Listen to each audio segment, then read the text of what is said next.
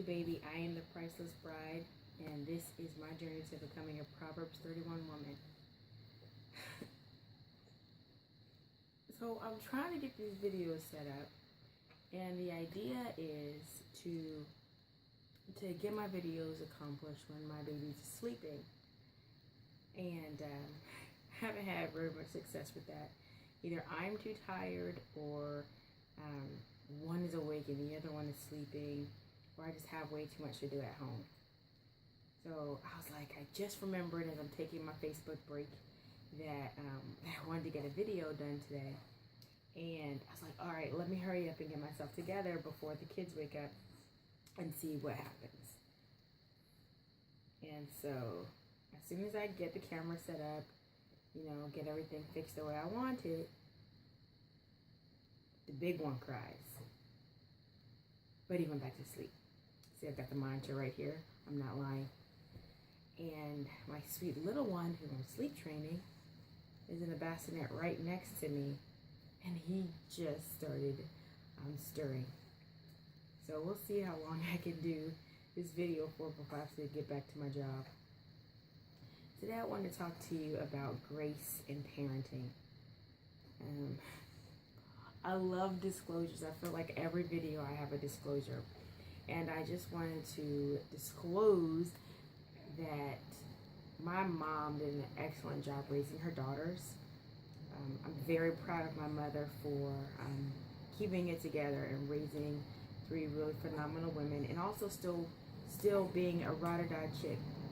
My mom has been to every, if not at the birth as the baby was coming out, she's been there at every life event for her grandkids. She's got 7 grandkids. And I give my mom major props for that. I don't know anybody, none of my friends or any of my circle of family has a person in their, circle that will come to be with them for any extended period of time when their children are born. They don't have help. My mother spends about 4 weeks with each grandchild when they're born, just to help out, to spend time, let them know that she loves them. Because we're scattered all over the place. My mom lives in one state, and my sisters and I live in 2 different states. So we don't get to see my mother as much as we'd like.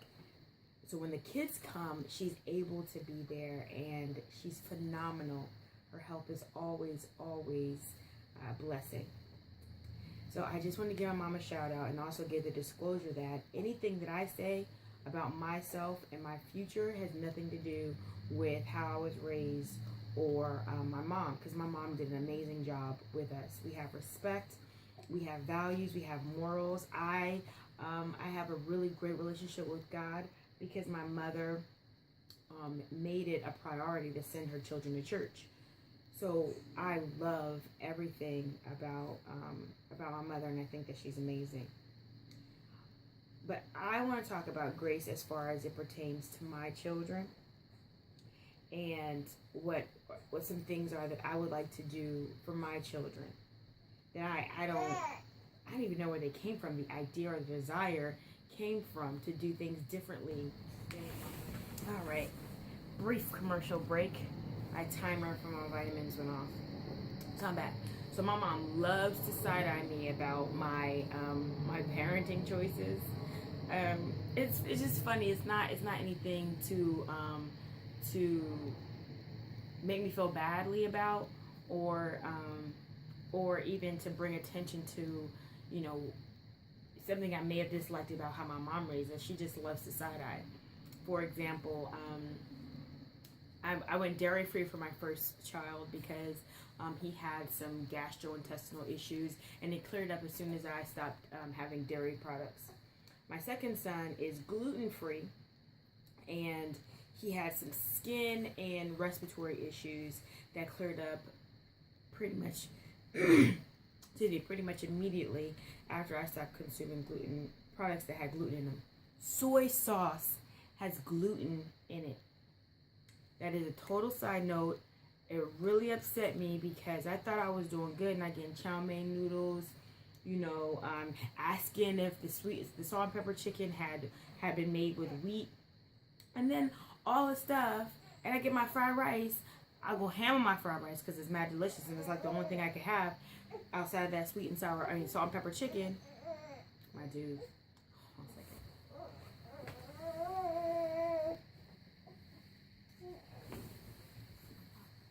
Hi. Hello. So, super excited about my fried rice because I think I'm doing a great job, inquiring about all the allergy possibilities. Next thing you know, my baby started breaking out, and I'm like, what the heck? How is this possible? And now I was just having a casual conversation with one of my females in my group, or my girlfriends, and she's like, oh yeah, soy sauce has wheat in it. I'm like, shut the front door. No. Well, it did, and he broke out, and he started getting all congested. My poor little baby, looking like Craig Mack. It's okay though, because it clears up as soon as I stop having gluten, so that's always nice. So it's just funny how Mom did a great job raising us, but there were still some things that I want to do a little bit differently for my boys. And I say that because last night was a great example of grace being extended to my kids. I spent the day out and about with my children all day long, and their nap is usually, my oldest son's nap is 1 o'clock. And I don't like to miss his nap for the very reason that I'm having to explain to you today. So, guys, hold on 1 second.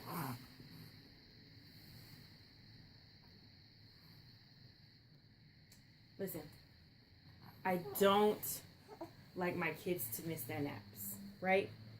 So, he did miss his nap. He actually was a champ, though. If he misses his nap, he usually doesn't become a psychopath until way later in the day. And then I always regret it. This is me multitasking, by the way.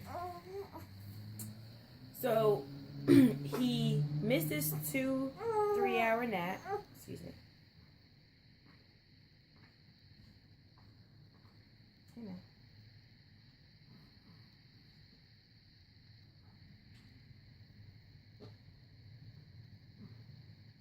Are you awake or what? This is the job of mother. Never stops. Never. 18, they still need you. 30, they still need you. 55, they still need you. Mother's job is never done. All right, so back to my story. So, my son didn't have his nap. He was playing. He was having an excellent time all day long. Not worried about his nap, barely worried about eating. Get home. He falls asleep in the car on the way home, which is fine because it's really close to his bedtime. I was just going to put him in the bed. But he wakes up, and now he needs to eat and, start his nighttime routine. But he doesn't want to because he's tired. So he starts to become a crazy person. And let me describe, for all of you people who don't have children, let me describe what happens to a 2-year-old when they're sleep deprived. If you've ever seen the movie The Incredibles, at the end of the movie, if you haven't seen it, you should watch it because it's a great film. Even if you don't have kids, because I didn't have kids when I saw it. At the end of the movie, everybody thinks that the youngest child, Jack, doesn't have any special powers. Sweet little baby, his whole family are superheroes, and they just think that he is a normal person. The end of the movie, this guy, the villain, tries to take Jack and mold him into a super villain, right? That's what his plan was. That is so funny. Jack's, he's like, oh, how, sweet and everything, innocent. Nobody knows what's about to happen. Dude takes the baby, gets on his little secret jet or whatever, and he's trying to leave with the baby. Jack is not having this. Jack got a little bit of thug in him, okay? Because out of the blue, he just turns into this little monkey psychopath monster thing. He's about 2 feet tall. He's mad little. And he's just like a crazy person, right? He essentially almost ends this villain. But he rescues himself, right? And he's falling back to earth. And everybody's freaking out because sweet little baby is going to die, right? But it's not going to happen. So as he's falling back to earth, he turns back into sweet little innocent Jack Jack. And everybody's like, oh, he's so cute, right? So those 15 seconds that Jack Jack is a menace, crawling all over this guy, beating him down, wearing him out, and pretty much flinging him all over the sky, is essentially what a 2-year-old turns into when they don't have any sleep. So my son has morphed almost as soon as we get into the house, morphed into, the superhuman Jack Jack. He's hungry, but he doesn't want to eat. He asks for rice, but now the rice is not good enough. He starts to eat an egg, which he also asks for, but when he sees the rice, now the egg is no longer good enough. So he starts to escalate these shenanigans and antics. And my husband, Lord, God bless him, men are so cute. My husband is resting, and he doesn't really understand the full situation, so he doesn't know that my son hasn't slept all day, and that, he's tired and he wants to eat, but he wants to go to sleep. And you have to pick one. You can't have both. Either you're gonna sleep or you're gonna eat.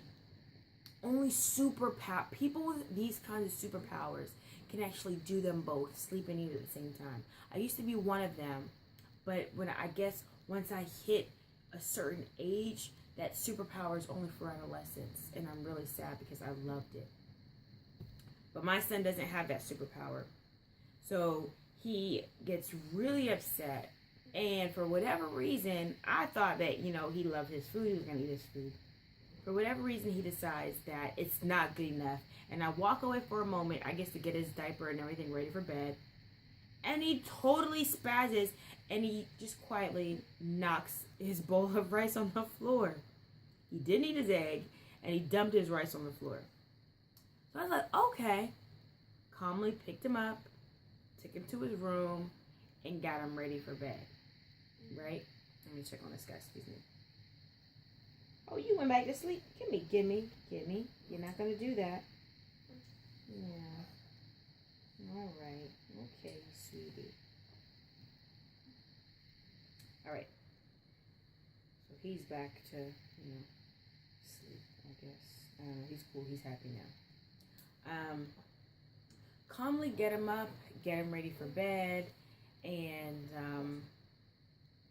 he's still screaming. He's still screaming, by the way. I'm thinking about this as I'm explaining it, making it sound like he just calmed down once I picked him up. No. Jack Jack's little escapade lasted for a couple seconds. My son or any other 2-year-old's escapade can last for minutes. And if you let it, hours. I'm not about that life. But anyway, he's still acting out. He's so tired. He doesn't know what to do with himself. So he's so upset. He's like, I want the rice. The rice is on the floor. Rice. I want the rice. Okay, the rice is on the floor. You shouldn't have dumped it out. You're going to bed. Right? Calmly put his diaper on. I got to change his diaper. In the midst of his crying and my building frustration, I give him a pop. Now, I do mean pop. Hey, get yourself together. It doesn't faze him because he's superhuman Jack Jack, right? There's nothing too big or massive for this baby. I continue to change his diaper, get him into bed, get him a couple swigs of water, and explain to him that he needs to go to bed. It's time to go to bed, and you're done. You didn't eat your dinner, that's fine, but you're going to go to bed. So he goes to bed.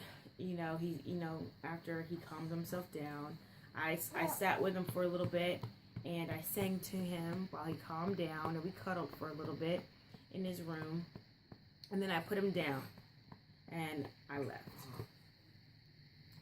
So afterwards, my husband asks, oh, so that's okay that he acts out like that? That's okay? You're going to let him do that? And I said, you know, it's not okay, but I extended grace to him because I knew what his situation was. He doesn't speak English, right? Because 2-year-olds, especially when they get upset, they can't really communicate effectively, right? Because they're 2. So I was like, you know what? I extended grace to him because he's 2 years old. He's tired. He didn't have his nap. It's been a long day, and he was hungry.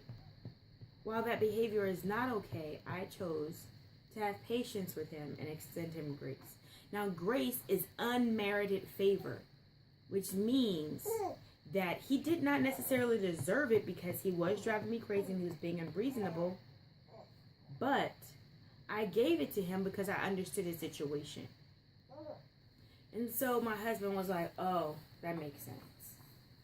And I said, well, I don't want to discipline him for something that he's really struggling with, because that's not right. Would you want somebody to discipline you for something that you didn't understand or that you couldn't communicate with properly?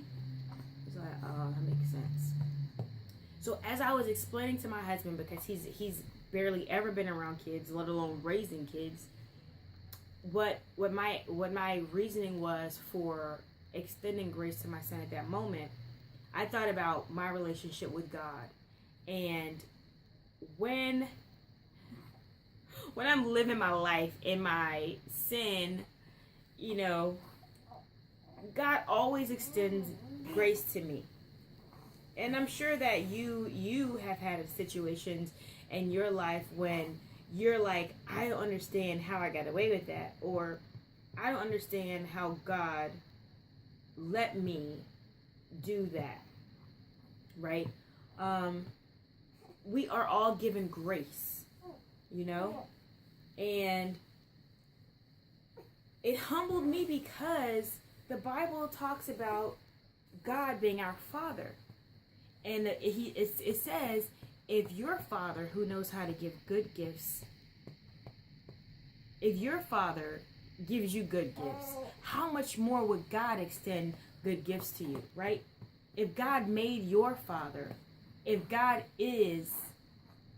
was, and always will be, why couldn't I extend that kind of grace to my son? If I'm trying to show him the love of Christ and be an example of the love of Christ, why wouldn't I extend grace? Now, there are times when he does need to be disciplined, but that moment was not one of them. But it reminded me of all the times that God loved on me. And it also was that reminder of why I extended grace to my son. So as a mom, gradually growing up in this motherhood and maturing, I'm trying to mature anyway. Oh God, this guy, I don't know. Hold on. What's wrong? Nothing? You just want my attention? Hi. Hello. Just want my attention? Hmm? Okay.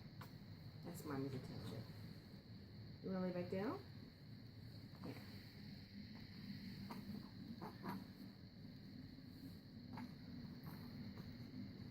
Okay, I'm back. I am determined to show my children the right way to go. I love the Bible. It's my reference book. It's my parenting book, right? It says to train up a child in the way they should go, and when they are older, they won't stray from it. So one of the lessons that I learned last night was about grace and loving on people. My son's Bible verse for the next last week and this week is love one another, or for him to be able to say it properly is love each other. To love each other, he is learning that hitting is not okay, but he can give loving touches like hugs and kisses.